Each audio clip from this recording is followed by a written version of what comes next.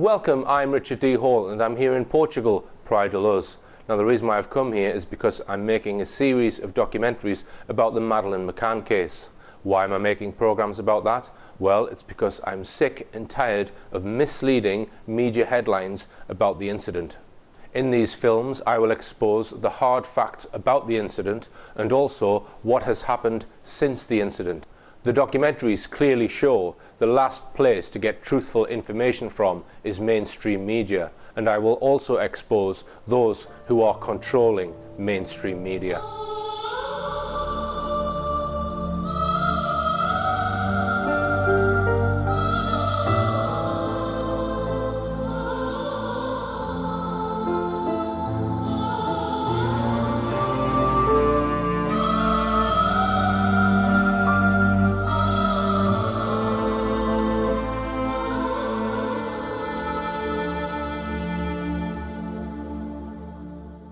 I want to start by pointing out the reason these films are being produced. It is not because I have any particular interest in personal tragedy type stories and all the emotions that go with them. It is because this case demonstrates how establishment organisations such as TV and media, including the BBC, the government, the Prime Minister, the Cabinet Office and government agencies, British intelligence and Scotland Yard are used nefariously for a range of purposes that most people are not aware of. It is the cancer within and the blatant corruption at play in these organisations that I am exposing in these films. It is my belief that these elements of the establishment are in criminal hands, and the sooner this is exposed to a wider audience, the better. In this film, I intend to put under the microscope one of the most important aspects of the Madeleine McCann case, and that is the question of what hard evidence there actually is of an abduction, or more particularly, what evidence we have that there was an abductor. There has been a bewildering variety of suspects, persons of interest, and people we want to eliminate from our inquiries paraded before us over the years by various police forces and the McCann's own private investigators. Here is a collection of just 14 of them, which the Daily Telegraph put together in 2009. In my previous documentaries, I have looked in some detail at the McCann's account of what they said they saw and did after discovering, they say, Madeleine's empty bed.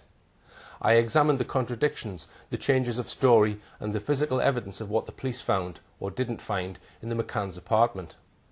I quoted from the interim police report of Inspector Tavares de Almeida, which he signed off on the 10th of September 2007, just a day after the McCanns returned to England, having been made suspects in Madeleine's disappearance. Speaking of the McCann's apartment, the inspector wrote, for example, "There is strong evidence that the crime scene was altered and furniture was moved around. Those changes are indications that the abduction was a stage-managed hoax. As time went by, the abduction scenario was not confirmed. The abduction hypothesis did not stand up." His overall conclusions were devastating. Madeleine McCann died in apartment 5A at the Ocean Club Resort in Praia de Luz. A staged hoax of an abduction took place. The McCanns concocted the claim that the apartment was regularly checked while they slept.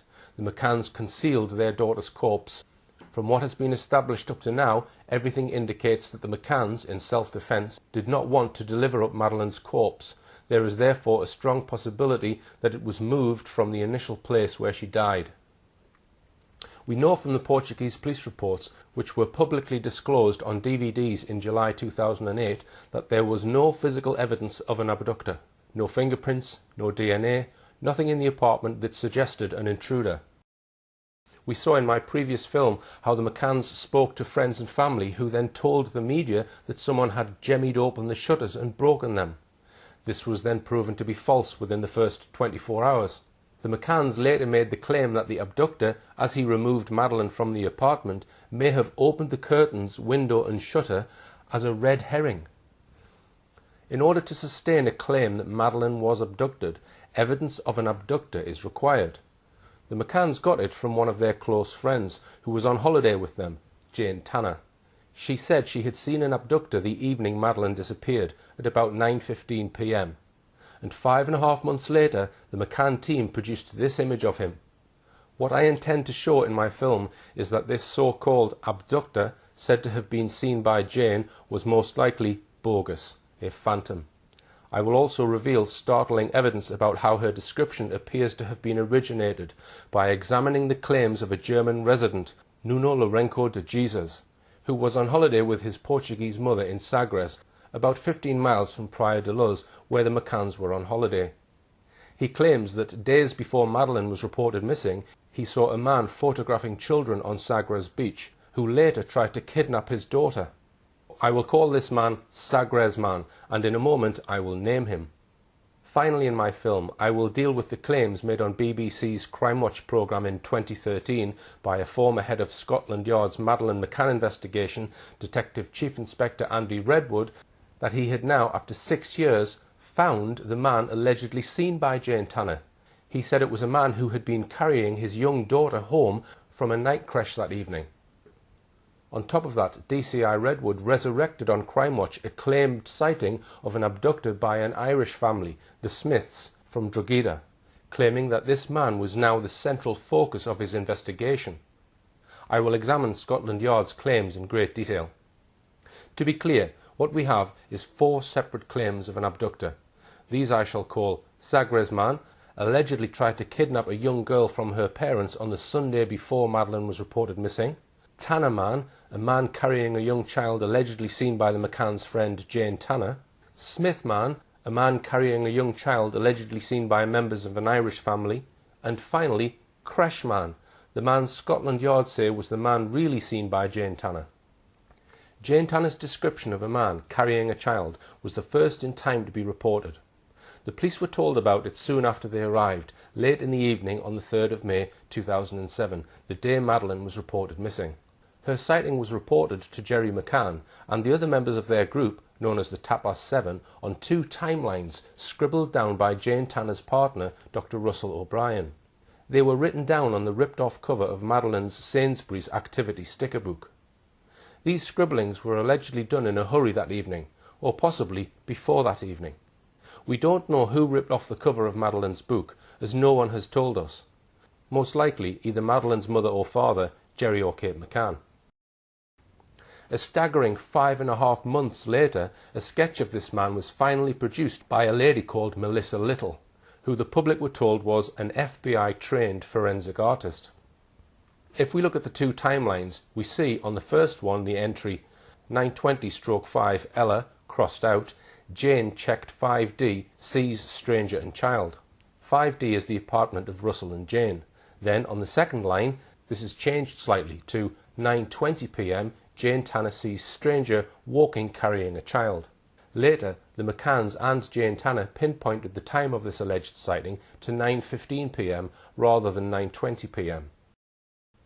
Jane Tanner told police in her first statement, dated the 4th of May 2007, that as she walked up the lane towards her holiday apartment and the McCann's holiday apartment, she saw a man carrying a child with a hurried walk, it being this detail, together with the fact that the child was dressed in pyjamas without being wrapped in a blanket, that caught her attention. She only managed to see him from the side with the child in his arms. She noticed the individual's presence exactly when she had just passed Jerry and Jez, who were talking. I think you were standing like that, and Jez was there with his pram pointing down that way. Because I think if you'd have been looking at me, because I would have said something, because I would have said about, because Kate had been moaning that you'd been gone a long time watching the football. I'm almost certain that when I came out, I came over and he was here, and I was like that. That's my memory of it, is like Jez is 6'3" or something and looking up and then turning in when I finished. That's my memory of it. By 9:15 p.m. it was already dark. There was limited street lighting in the area. According to Jane Tanner's own evidence, she saw the man with child crossing the lane ahead of her and could only have seen him sideways on for a maximum of 4 to 5 seconds. Yet, asked to describe the man she saw, she was able to give all the following details to the Portuguese police the next day. Dark-skinned individual, male sex, aged between 35 to 40, slim physical appearance, about 1.7 metres, 5'7" tall, very dark thick hair, longer at the back, she could only see him from behind. He was wearing linen-type cloth trousers, beige to golden in colour, wearing a dark Duffy-type jacket but not that thick. His shoes were dark in colour, classic type. He had a hurried walk. he was carrying a child who was lying on both his arms in front of his chest. By the way he was dressed, he gave her the impression that he was not a tourist, because he was very warmly dressed. Asked to describe the child, she said this: about the child, whom appeared to be sleeping, she only saw her legs. The child appeared to be older than a baby. She was barefoot and was wearing what appeared to be cotton pyjamas of a light colour, possibly white or light pink. She is not certain, but has the impression a design on the pyjamas, possibly a floral pattern, but she's not certain.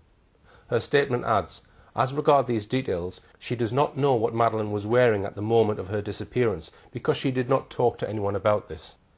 As to her concerns about the man she saw, she only spoke to Jerry about this, not entering into details, and to the police. Pausing there, how credible is it that her sighting appears on 2 timelines of the evening's events, written out that very evening by Russell O'Brien, yet she claims not to have informed anyone in the group except Jerry McCann, and then later the police. Jane Tanner was later to explain that she hadn't told Kate McCann about her sighting because, since Madeline was already missing, she didn't want to upset her any further. Again, how credible is that? Let's just recap. She says she saw someone carrying a child. When the McCanns reported Madeline missing, Jane Tanner told Jerry McCann about the sighting. Russell O'Brien wrote it down on the 2 timeline sheets on Madeline's sticker book.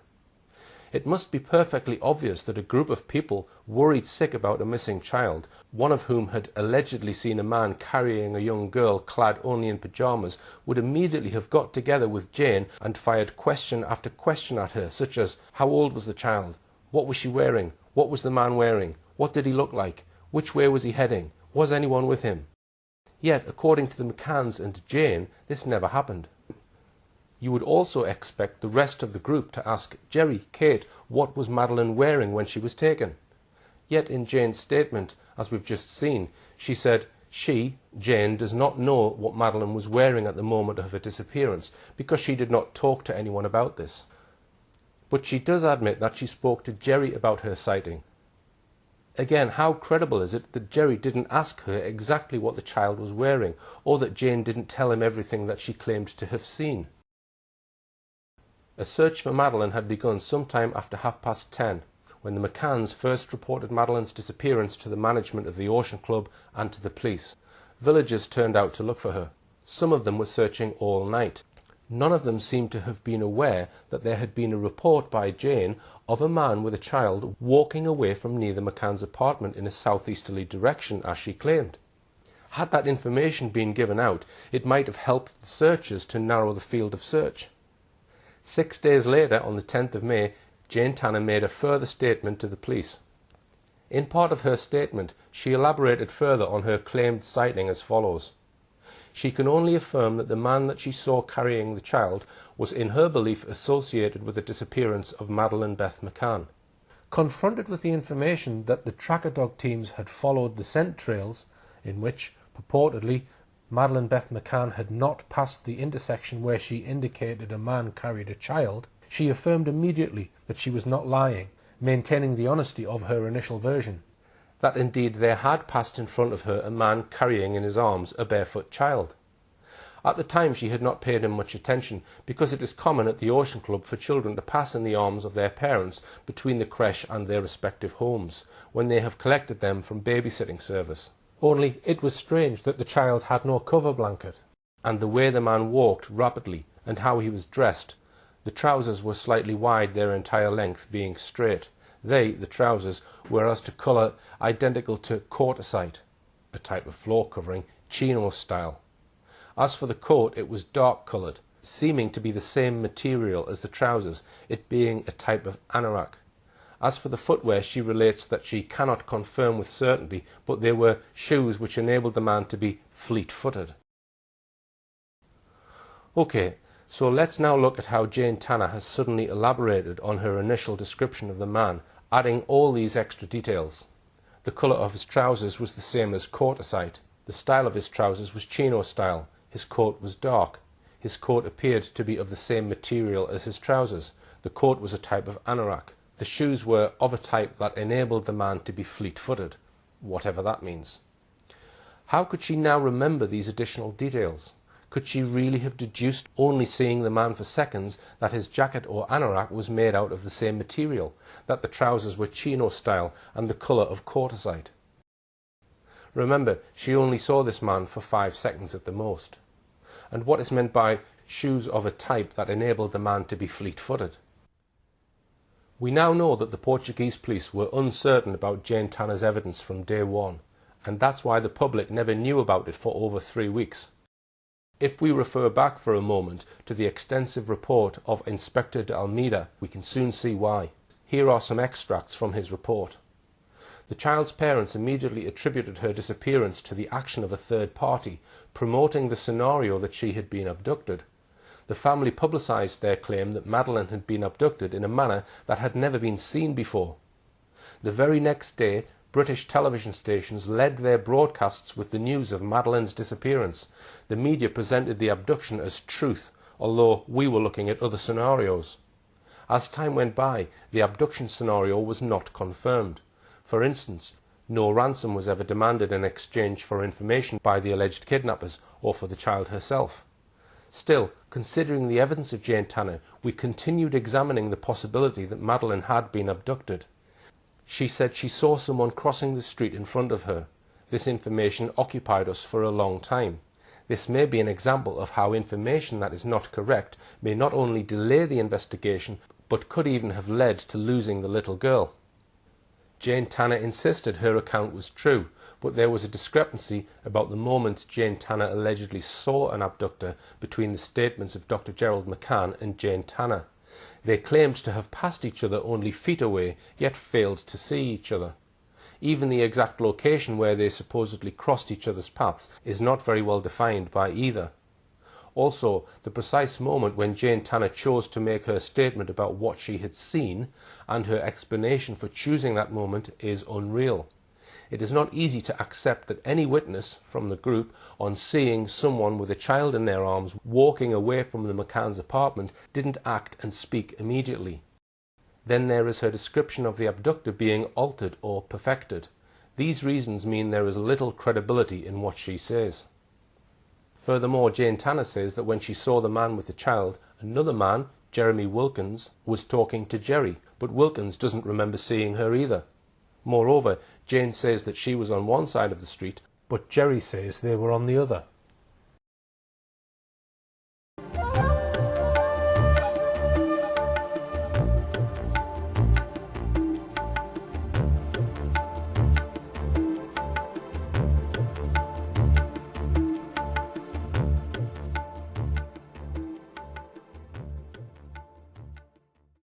Yet another indication that Jane Tanner's story may have been a fabrication comes from Kate and Jerry McCann themselves. Jane Tanner says that when she saw the man carrying a child, she was about 5 meters away from him. But the same day Jane was saying that, the 4th of May, the McCanns were saying something very different. Kate McCann told the police, Jane, when she went to her apartment to see the children at around 9:15 p.m, saw from the back, about 50 meters away, on the perimeter road of the club, a long-haired person in what she thinks were jeans, with a child in his arms and walking very quickly, but she is better able to tell you about that herself. Jerry McCann said the same. One of our group, Jane, at about 9:10 to 9:15 p.m, when she was going to her apartment to check on her children, saw from the back, about 50 meters away, on the perimeter road bordering the club, an individual carrying a child wearing pyjamas. Jane will be able to clarify this situation. It looks as though someone had forgotten the script. Jane said 5 meters. The McCanns said 50. That's quite a difference. Also, if you look at the McCanns' 2 statements, notice the remarkable similarity in their wording. Jane went to her apartment, saw the man from the back, 50 meters, perimeter road, carrying a child, child wearing pyjamas. Jane can tell you more. So could this suggest people trying to remember a script? In October 2014, I managed to meet with a senior former member of the McCann's own UK-based Find Madeline investigation team. Now, very recently, somebody called Brenda Leyland, who had allegedly been sending messages on the internet about her opinions of the McCanns, was doorstepped by a Sky journalist, and she then fled her home and then went to stay in a hotel, and she was found shortly after that dead. Now, I'm not sure what the cause of her death was. It said in the media that the death was not suspicious. How can it not be suspicious if she's fled her home under stress and then suddenly she's found dead the following day? Now, the person that mainstream media should have doorstepped, I have come to try and speak to today. That is somebody called, and I'm sitting outside the block of flats where he lives. Worked for the McCanns for 6 months, and in that 6 months he had an insight into the true investigation, quotes, investigation, into allegedly trying to find Madeline. This man, who worked for the McCanns for 6 months, told me that he forensically examined all of Jane Tanner's statements, as we have just done, and he thought that none of what she said could have happened. The first the public knew anything about this sighting was on Saturday the 26th of May, over 3 weeks after Madeline was reported missing, when Jerry McCann summoned the world's media to a press conference. I could not find a video clip of this announcement online anywhere, so I will quote it for you. Jerry McCann stated, "Good afternoon. We very much welcome the decision of the Portuguese authorities to release details of a man seen by a witness here in Praia da Luz on Thursday the 3rd of May, the night of Madeline's disappearance. The release of this important information followed an earlier meeting that we had with senior Portuguese police officers, a meeting that Kate and I both found to be amicable and very constructive. We feel sure that this sighting of a man with what appeared to be a child in his arms is both significant and relevant to Madeline's abduction, and we would appeal, once again, to anyone who may have seen him or anything else suspicious on or around the 3rd of May to come forward and tell the police. For instance, was this man seen anywhere else in or near the town with a child, or what appeared to be a child? Which direction was he heading in? Did he have a vehicle? Whether you're a local resident or a holidaymaker who has since returned home from Portugal, any information, no matter how unimportant you may think it could be, may be vital in helping the Portuguese and British police to find our daughter. As we said yesterday, we wish for nothing more than to bring Madeline home with us safe and well. Kate and I would also like to make it clear that as this is very much an ongoing police investigation, we will not be making any further public statements for the time being. Thank you." The Portuguese police had by then already, at least in private, decided that Jane Tanner's so-called sighting was a fabrication. That is why they didn't want to release this description. There were several things, however, that the wider public did not know about this announcement. Firstly, it may well have been given out as the result of intervention by the then Chancellor of the Exchequer, Gordon Brown. 3 days later, on the 29th of May, the Telegraph reported that the police only released details of a possible suspect sighting in the Madeleine McCann abduction inquiry after her parents talked to Gordon Brown, while the Times added this: a spokesman for the McCann family confirmed that Gordon Brown had telephoned the McCanns, though the spokesman stated that the details of the conversation would remain private. He did confirm that during the conversations Mr. Brown offered both Jerry and Kate his full support in their efforts to find Madeline. Second, the public had no idea that it was a close, long-term friend of the McCanns, one of the Tapper 7, who had come up with the description. Third, the public had no idea that Jane Tanner had already told Portuguese police after an informal identity parade on the 13th of May, 10 days after her alleged sighting, that she was sure that the person she claimed to have seen was in fact Robert Murat. Indeed, her positive identification of Murat triggered his being pulled in for questioning on the 15th of May and made a suspect. So the police already had a suspect based on Jane Tanner's story. Fourth, the public had no idea that every time Jane Tanner had been questioned by police, she added new details to her sighting, thus defying the well-known principle that memory fades with time. Jane Tanner's description of the man was released the same day by the Portuguese police. Notice that in Jerry's address to the world's media, he just refers to a man with what appeared to be a child in his arms, without referring to Tanner's evolving descriptions. Let's just look briefly now at the window of time given by the McCanns and their friends about when the abduction happened. Both Jerry McCann and Jane Tanner had been precise about their timings. Jerry said he left the apartment at 9:10.